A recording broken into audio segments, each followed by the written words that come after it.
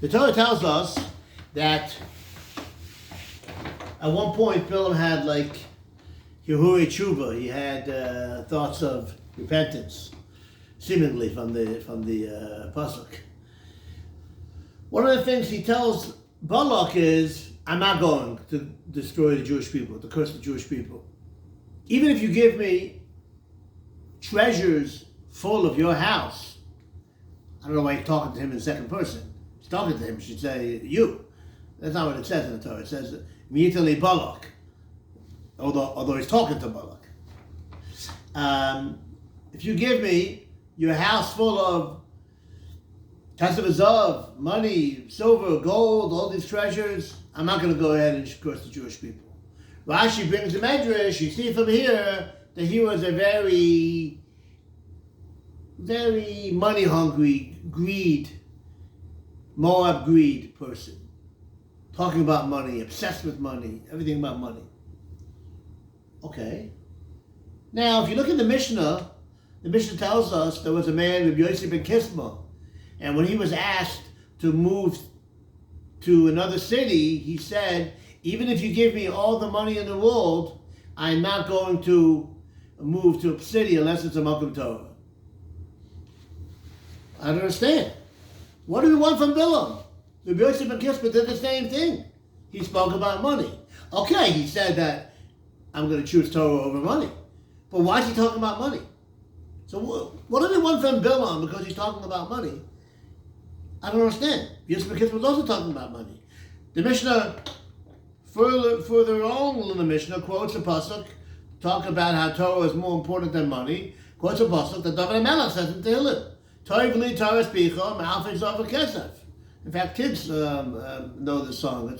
They sing it in shul on Simchas Torah. So, I don't understand. Is David HaMelech also money hungry? David HaMelech is also saying that the Torah is greater than myriads of silver and gold and money. So, what exactly do we want from Bilam? Again, in the past we said different pshatim, and today we're going to say a few more pshatim. In this Torah we're going to say one, Mr. Hashem will say two more. The Torah Tamima and others say beautiful insight, the difference between Bilam and Rabbi Yosef ben Kisma. Bilam is the only person who spoke about money. Money wasn't discussed. They were discussing, they were having a dialogue, a shlach of Italia, if you want, about whether or not he was going to go or not.